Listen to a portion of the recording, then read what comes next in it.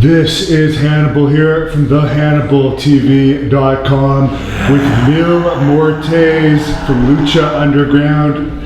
He's wrestled all over the place, world famous. And tonight, after holding the title, I believe for around a year, you lost the PCW heavyweight title. How do you feel?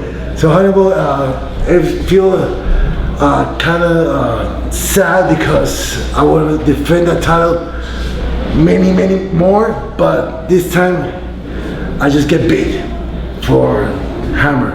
So now Hammer is the champion and he have PCW, championship. So he has all his work.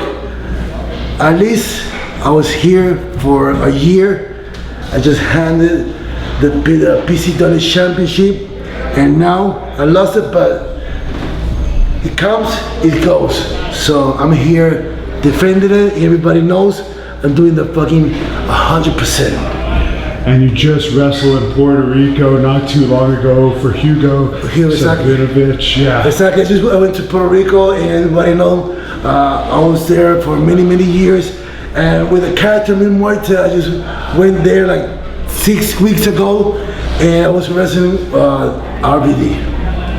It was very special because it was the first time him and me doing a match in Puerto Rico. For the first time, he was in Puerto Rico, RVD. What's been your favorite match as Mil Muertes in your career? At least I was in Lucha Underground here in California in episode 2, episode 4, doing matches with Phoenix, doing matches with Matanza, doing matches with Ricochet, like King Puma, and that kind of matches here in the States was the perfect one for everybody.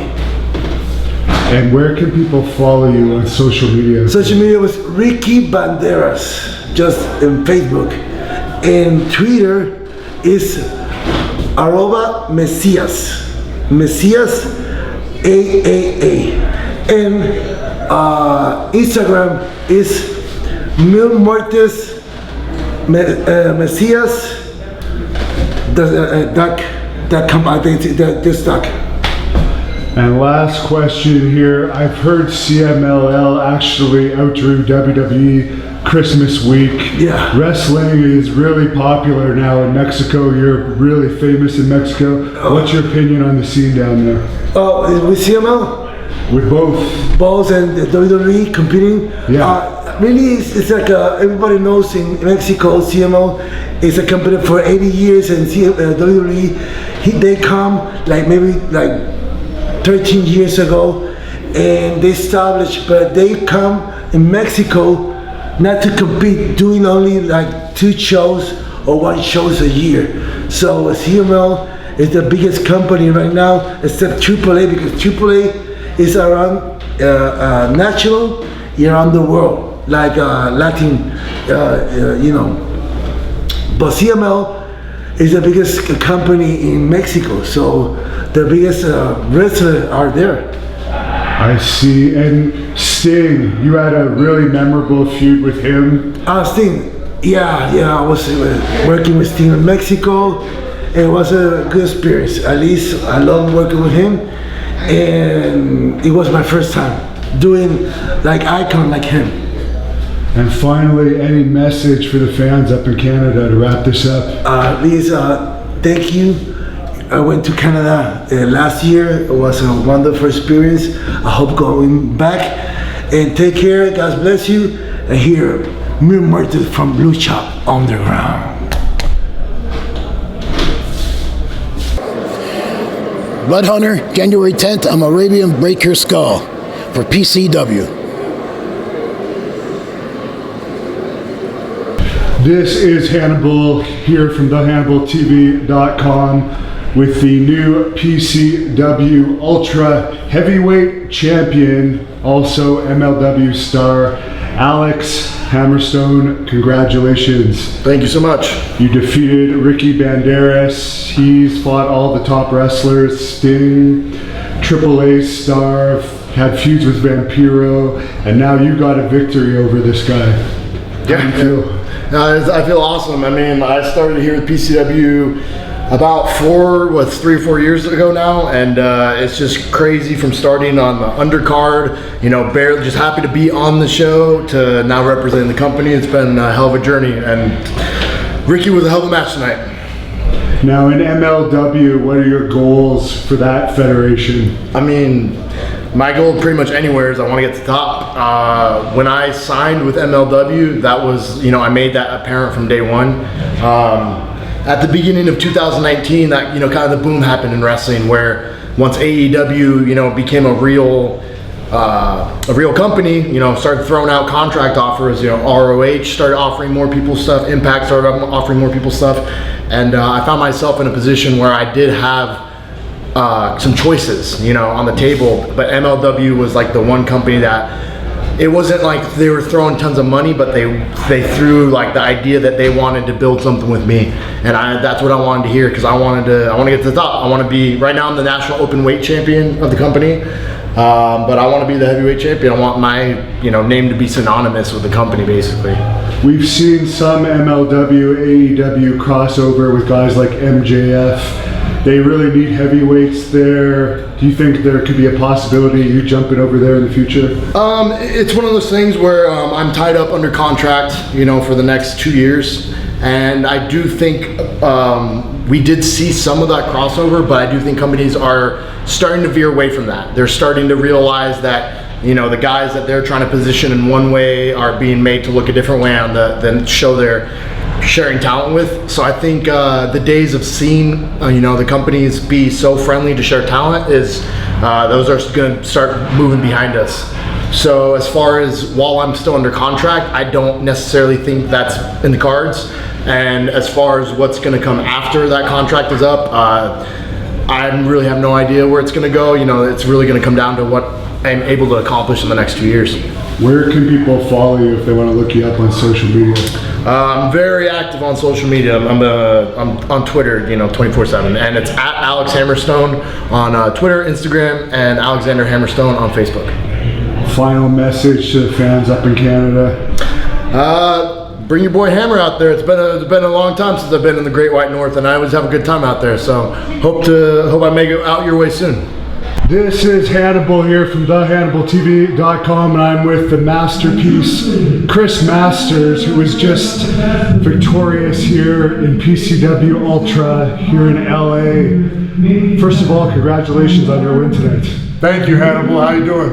Excellent. You faced Killer Kross tonight, one of the hottest prospects in wrestling. I watched the match. That could have been a pay-per-view WWE match easily. What's your status with the main companies? We haven't seen you for a while on TV. You know, there is no status, quite honestly. I mean, I've just been wrestling on the indies since about 2011, and loving it, man. I've been lucky enough to be booked on pretty much every continent and work fairly regularly still, whether it be here in PCW today, first time here, amazing promotion. I had a great time in Kross, one of the best young prospects in the industry, and then next week I'm going back to Germany and, you know, various other places. But I actually just moved from your neck of the woods. I was in Canada for 3 years, and I just migrated back here to California, back home, and all of a sudden there's this huge wrestling scene here. So that's been awesome, man. It's good to be back. It is huge here, actually. This is probably a great place for you to return to. What were you doing up in Canada? Freezing my ass off. But you know, actually, I gave up on meeting good women out here in California, so I had to go all the way to your land of Canada to meet a good woman and pluck her out of there and bring her back over here with me. It just took a good 3 years. So yeah, it was a very nice country, but I'm not a big fan of Tim Hortons, I have to tell you. I prefer Starbucks, actually, and I don't like the cold either. One of these days, I'm going to be moving to the West Coast as well. But you posted that video, or Renee posted a video of you guys at Tim Hortons together, and I guess he owed you some money or something, and he made up to you by buying Tim Hortons. What was that all about? Because the fans were all asking me. Oh man, Renee placed some bet with me going back like probably well over a decade ago. You gotta understand, Renee and me were the youngest guys on the WWE roster. We were both about like 19. I was 19, he might have been 18 going on 19. So and funny enough as it is, Renee and me like never got along. Like we were always butting heads. Maybe it was a competitive thing or something like that, but you know, it's cool now that yeah, there was that instance where you're talking about. I don't remember what the bet was actually, but I do remember Renee and me have had plenty of run-ins with each other, but now we're on good terms. I hung out with him in Germany last year actually for a whole week.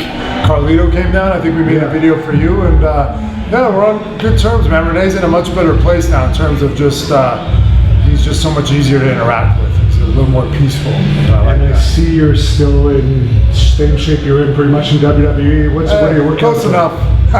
What am I what? Workouts like these days?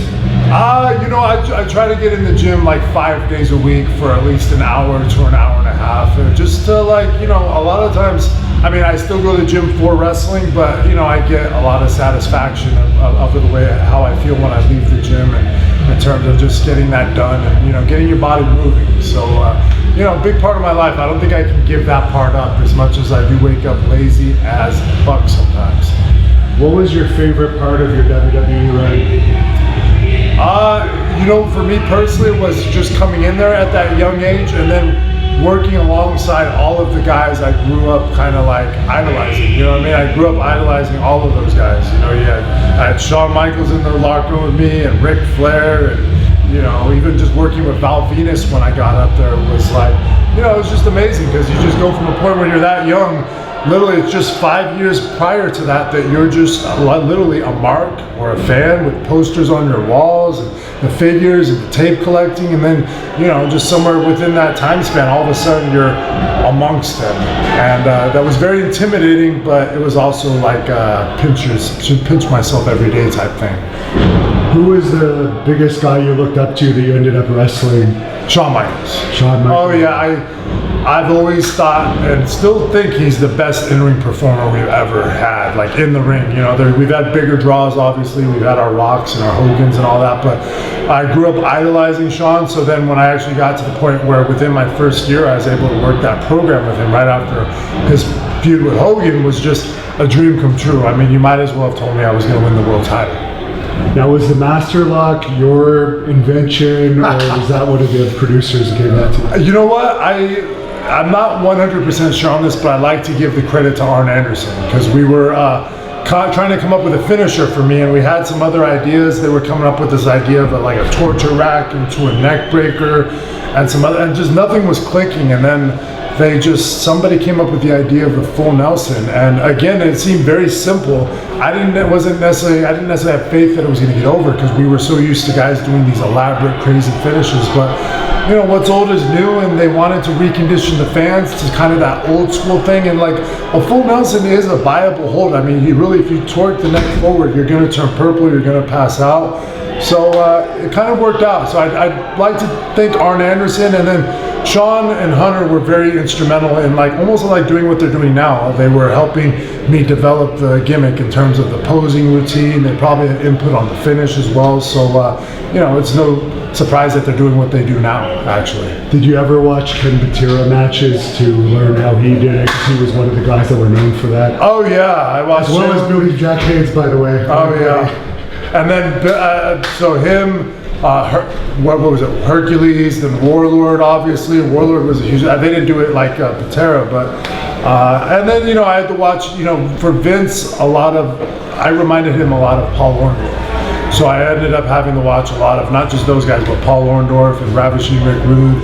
And, you know, just get little things from those guys and see, you know, kind of, you know, he really wanted me to capture Paul Orndorff's intensity.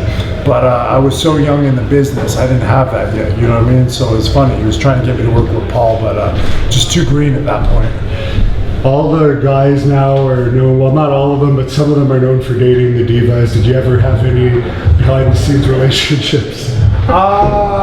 You know what? I had some very short little flings, but I always kind of tried to keep, I didn't want to have a situation like some of my coworkers where I was dating girl who's on the roster, and then that goes belly up, and then you have to see her every day and possibly hooking up with one of your peers. So I avoided doing anything serious. So most of the time I was in WWE, I was engaged the first time, and then the second time I had a girlfriend. So I tried to stay clear of that, because there's a lot of women you can see. It doesn't have to be one of your coworkers.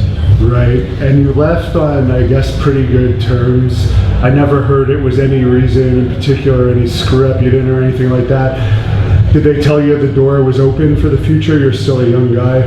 Well, you know, like, they didn't give me any reason to believe it wasn't, but at the same time, it's just, I think enough time has passed now where, you know, I wasn't necessarily happy with my second run. I'm sure they weren't happy with it. So it's kind of like, I kind of equivalent it to like it's like a marriage that just kind of dissolved, you know what I mean? Like, I don't have an ambition necessarily to go back, and I don't think they have any ambition to bring me. So just any ambition in the business doesn't really exist at this point. I'm trying to diversify in terms of what I do, and you know, wrestling is going to be here, and I've been doing it on weekends, but what else can I do to make money? What else have you been doing? I just started, you know, just coming back to LA. I used to do a lot of acting and commercial work and stuff like that, so I'm trying to follow in the footsteps of my good friend Carlito, who's been doing that lately, and you know, just pick up some extra work doing that, and then like some odd stuff. Like, I've taken a course in financing and life insurance and annuities, so you know, I'm just trying to create multiple revenue streams. But wrestling is always going to be my number one love. Like, I would do this until the end of time if I could, or until nobody will ever book me. I'll keep doing it, because it's just I love it. I love it more than anything. And we were talking about this off camera. Rene Dupree was a little mad lately because Jim Ross told a story that I guess was really about Sylvain Grenier. Just because I'm friends with Rene, could you confirm that that story was probably about Sylvain Grenier and not Rene? Regretfully, I can absolutely confirm that. I was telling you about this. I thought it was so funny, especially seeing you today, because that was just about a week ago that the hot story on the whole internet was about about Rene Dupree and what's his name, Pat Patterson having some like that was all of that was Sylvain Grenier. And it's funny, Jim Ross just completely flubbed it, and he said Rene Dupree by accident, and I can it put Rene in a real compromising spot, but I can everybody rest assured that was Sylvain Grenier and not Rene Dupree, as funny as that was. I think with Rene's talent, if he was that close with Patterson, he probably would have lasted a little bit longer. But oh yeah, absolutely. Absolutely. Rene has no luck on these internet shows, man. That was one of the funniest flubs I've ever heard right there by Jim Ross. But Jim Ross went on Twitter and clarified, so yeah, good for that. Anywhere that people can follow you on social media if they want to look you up? Yeah, on Instagram it's Chris Masters 310, and then on Twitter it's Chris Adonis, and that's only because I can only keep my verification by keeping that name through Impact Wrestling. So that's why that is Chris Adonis on Twitter. How was your time in Impact Wrestling? You know, it was kind of a mess. I mean, you know, it was nice when Jeff brought me in and everything, but I could tell very quickly that Scott D'Amore and none of the Impact Wrestling officials really had any kind of plans for me. And, you know, they had me next to Eli, which Eli turns out to be one of the most awesome dudes I've met, who deserves everything he's got. But, yeah, they just it seemed like they had no foresight or any vision of anything to do for me. And then the money just wasn't enough to really come into work. So that was pretty much the end of my Impact Wrestling run. Have you seen anything of AEW yet? Little clips here and there. Yeah, I mean, I like it. It's just nice to have somebody like another promotion on such a mainstream cable network. I mean, it's like, you know, it feels like the Monday Night Wars, seeing a wrestling program on TNT again. So I think that's awesome. Did you ever wrestle either Jericho or Cody Rhodes with your time in WWE? I wrestled Cody, not Chris. Chris and me were on the same card together, but never booked with each other. Okay. How was your match with Cody? Oh, they were fine. You know what I mean? They were what they were. I mean, they weren't bad, nor were they super great. You know, I remember one specifically where, you know, we only had about 4 minutes and it was on a SmackDown. So, I mean, there's not much you can really take from a 4-minute match with a guy. I mean, you know, it can run smooth and it can be a clusterfuck, but that was neither or. It was just, I think it just ran smooth actually. So, but you know, I'm not tremendously close to, you know, people ask me about AEW all the time. I'm not tremendously close with any of those guys in terms of being on a best friend level relationship or anything like that. So, you know, that's why I don't necessarily think that I'll be getting any calls from AEW anytime soon. What do you think about the trend lately? It seems to, in companies like PCW, going the other way, but it seems like in companies like AEW, 90% of the roster are 160 to 185 pounds. As one of the guys is one of the best physiques of the modern era, what do you think of this trend of the little guys all getting the jobs? Well, first of all, I like it that a lot of guys are getting opportunities that didn't, say, about 5, even 10 years ago. But I do think, like, for instance, today when you see a guy like Kross in an era where there's a bunch of guys like you're saying who look, you know, either lighter or look much younger, Kross really stands out because he's a guy who, when he walks the ring, you believe he's an ass kicker.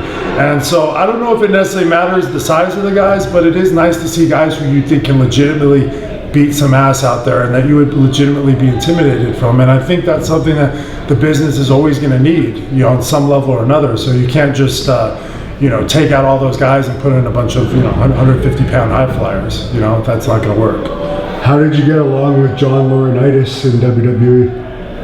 Nothing bad to say about him. I mean, he's an office guy and he has to obviously put in the calls sometimes when you're getting released and all that. And so a lot of people have negative reactions to him, but I mean, he's the same guy who picked up the phone and called me to hire me twice. So, I mean, you know, it is what it is. When you're working the office, or when you work for the office, you know, you can't necessarily just be one of the boys.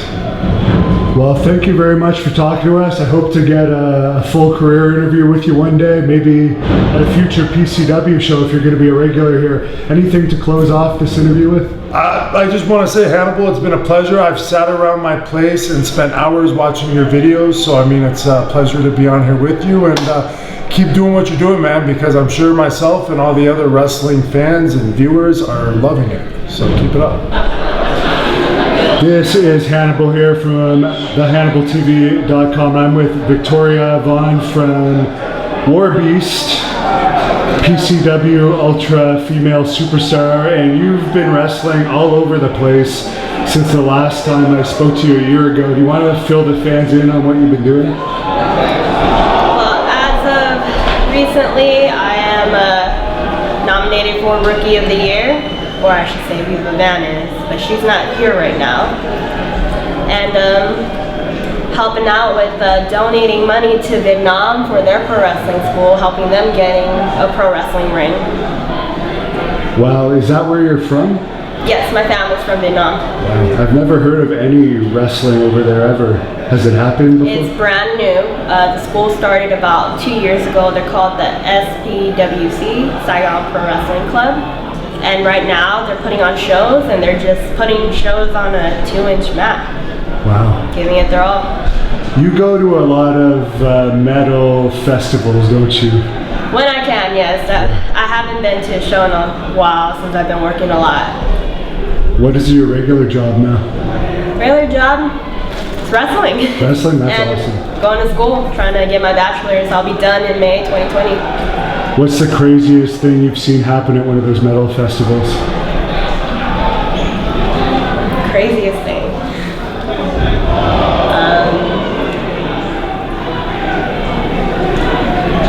Craziest thing, but also pretty cool, is people pretty much lifting up this guy in a wheelchair. Pretty much, he's crowd surfing, and I thought that was like a beautiful moment. I mean, it's crazy but beautiful because everyone showed him so much love, you know, and he looked like he had a blast. And this was on a cruise, 70K Wow. cruise. I've never seen that before, and I've done security at a lot of shows like that. Mm-hmm. Now, you've improved a lot over the past year. Have you just been training and wrestling all over the place? Who have you been watching to kind of be your mentor or the girl that you look up to? Well, I came out of Santino Bros. I still train there when I can, but since I do work a lot, I think it's the repetition that I get from working a lot and like working with people who have been doing it for a long time, like Sumi Sakai. I've learned so much from her, and when I had my match against Jessica Havoc, I also learned. So whenever I work with someone who's been in this way longer, or it's way more experience, I grow with them. Any chance of seeing you in MLW, Impact, Ring of Honor, any companies like that anytime soon? Well, we will see. Can't say anything, but we will see. And I know you're on Twitter and Facebook. Do you want to share with us for the fans so they could look you up if they want to follow you? Follow me and Viva on Viva Van Official. Excellent. Well, you're looking stunning as always. Thank you for taking the time to talk to us. Any final message for the fans here? Just wait and see. This is Hannibal here from thehannibaltv.com, and I am with Josef Samael, aka the Almighty Sheik, former NWA champion, and he is the leader of War Beast here in PCW Ultra. How are you doing tonight? You're about to have a huge cage match. Yeah, just getting ready mentally. This is going to be pretty brutal. After the match, I got to take a flight out to Dallas, so I'm just going to do what I can, lick my wounds, patch myself up, jump on that plane, and get to my next date. But yeah, I'm pretty focused and getting ready to go do some business.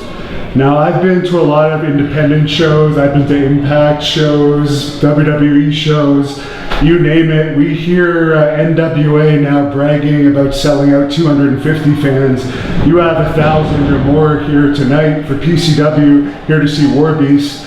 You've been a staple here in PCW Ultra. What do you think some of the reasons are that it's so popular here in LA? Top-notch talent. Match placement is really important. Aggressive promoting, shaking trees just all the time, always promoting hard, not really worried about fads, not really worried about fans chanting this or that and having a quote-unquote smart mark fan base, just worried about having the casual fan and promoting heavily to that fan base, and we've proven time and time and again. This is our 4th year anniversary, and we've been drawing consistently with quality shows. So I think it has a lot to do with the level of talent combined with the aggressive promotions. Everybody who is in PCW Ultra does their job. They all work hard. There's no egos here. Everybody comes to work. And that's it. We're proud to be in the professional wrestling business, and we treat it like a business.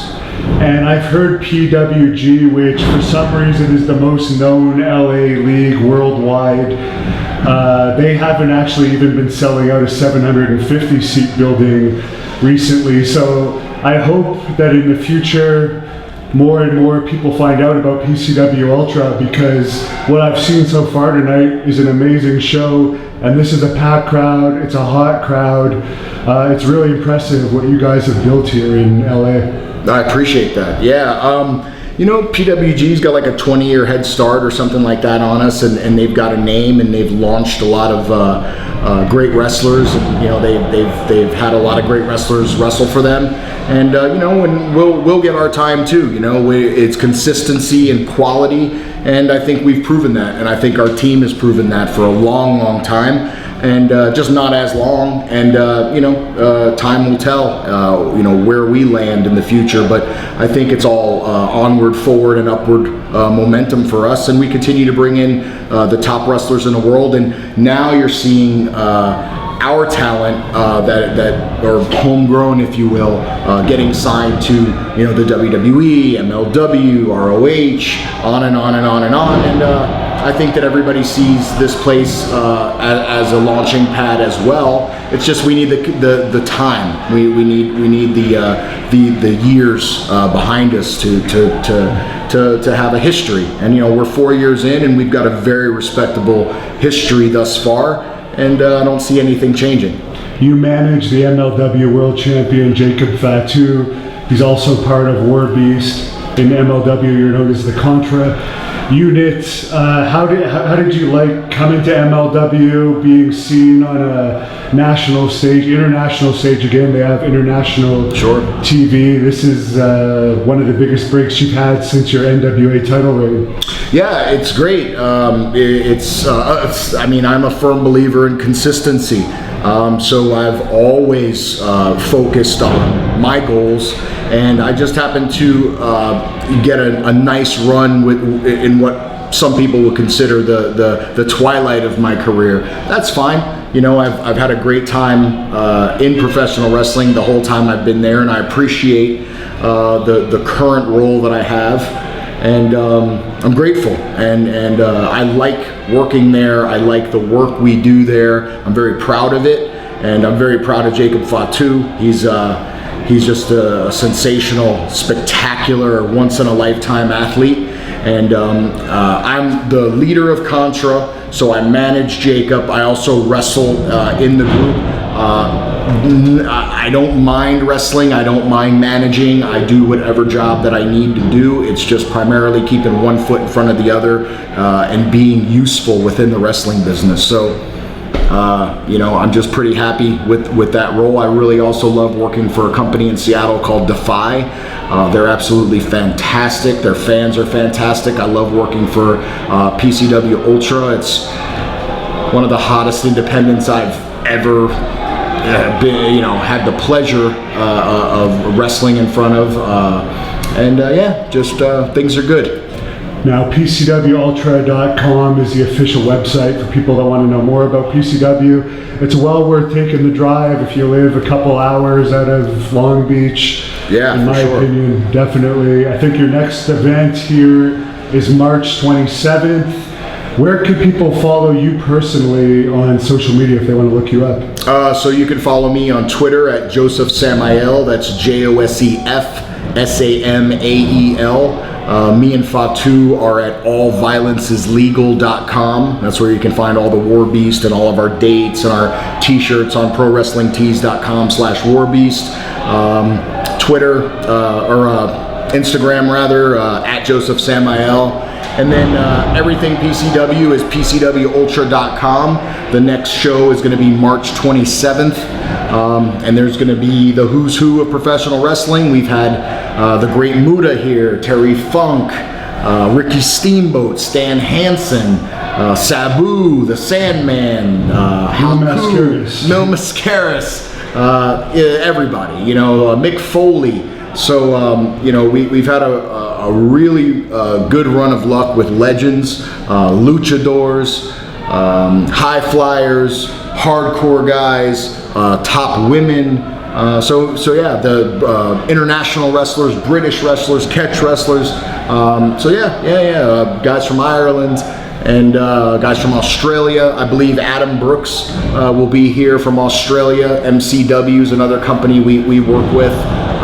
Defy, PCW, Progress, MCW, all these companies work together for a common goal and just try to put on a great product and try to help each other out.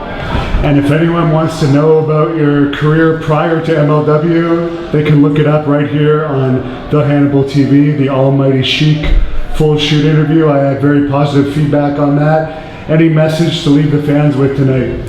Oh, I've been doing this for 22 years, and it might sound cliche, but I really appreciate the support of the fans. I really appreciate the fans supporting the companies like PCW Ultra, MLW, Defy, companies that I work with and work for, and just keep supporting and, tell me what you want to see, tell me what you like, and we just do this for the fans. So if the fans accept us, we can work another day. If the fans don't buy a ticket to see us, then we're kind of dead in the water. So it's all about the fans, and we just want to. Well, it's a good ending to that last match. Big pop.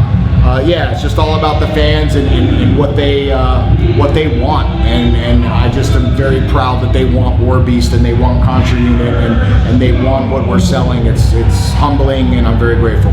This is Hannibal here from thehannibaltv.com. Jake Atlas held the PCW Ultra lightweight title for 357 days, but unfortunately lost it tonight. There's rumors circulating this might actually be your farewell to PCW tonight, but what are your thoughts on losing the title, and are we going to see a rematch? Man, I mean, I was the longest reigning PCW Ultralight champion here at PCW, and actually the man who won it from me tonight, Douglas James, was the longest reigning before me, and I surpassed his reign, and it looks like he was able to become a two-time.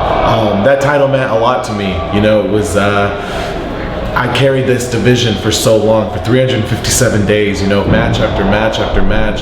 I tried to do the best to show the fans and show management that I was something that was worth being on this roster. I was worth being a champion. I had something to offer. And so, you know, losing, obviously no one wants to lose and everyone wants to be champion forever.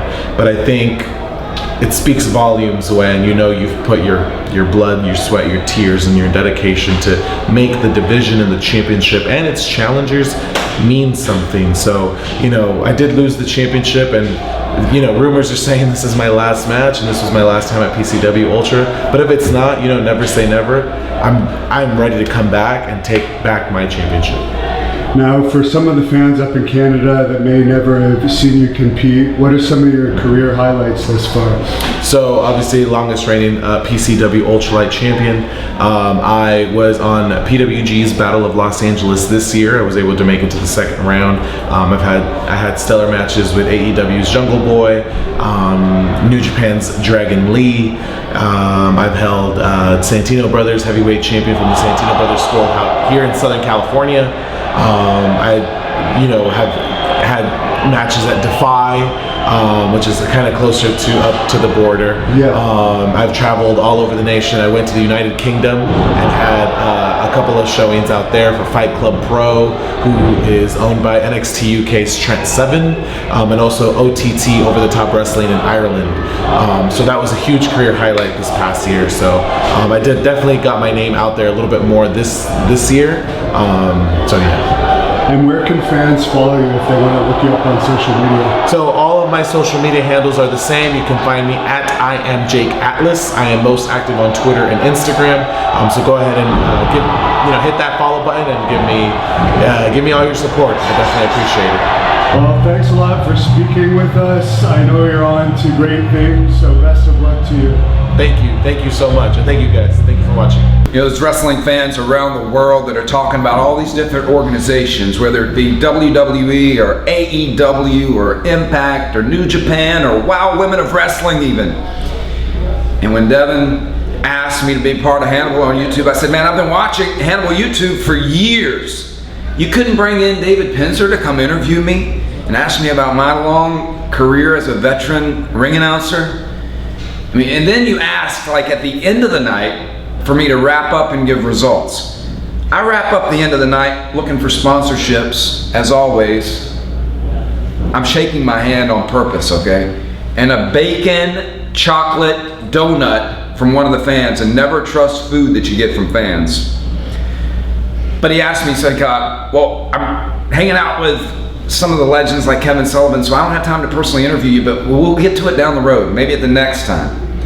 I'm not gonna be around much longer. You see this gray hair in my head. Started ring announcing at 12. I don't want to dare give my age, but I can say this. Of all the companies I've worked for and all the years of growing up hanging out with Tommy Rich, the Rock and Roll Express, the Assassin, Superstar, Bill Eadie, of course Axe Demolition, one of my favorite guys. The stories I could tell about Dusty Rhodes and Cody, you know I've been reaching out. And I know you watch YouTube, and I know you see these, and they'll be viewed by thousands of people. Cody Rhodes, I was at your high school. Lassiter High School, your junior year. You were what, 17, 18 years old when you refereed for the first time to raise money for the football team? I was there, just managing. Working for your dad every Friday, Saturday night for a year with Turnbuckle Wrestling when World Championship Wrestling shut down. That was at the last pay-per-view with the American Dream. He let me ride with him. As Danny V. Rhodes. You're not a Rhodes, you're Rhodes, you're not a Rhodes. Here's what I'm getting at, Cody Rhodes. You can't respond to my messages? I know you get them. They'll say, Dan, don't blow the bridge and burn it up and tear it down. Been doing that for years. All jokes aside, Cody, I love you. I know you'll see this. But if you're a wrestling fan and you haven't seen PCW Ultra in Wilmington, California, this bacon, by the way, you're out of your minds. Keith Lee, Leo Rush, Ricky the Dragon Steamboat. The archive's deep. It's at PCWUltra.com, and you're watching some of it on this YouTube channel.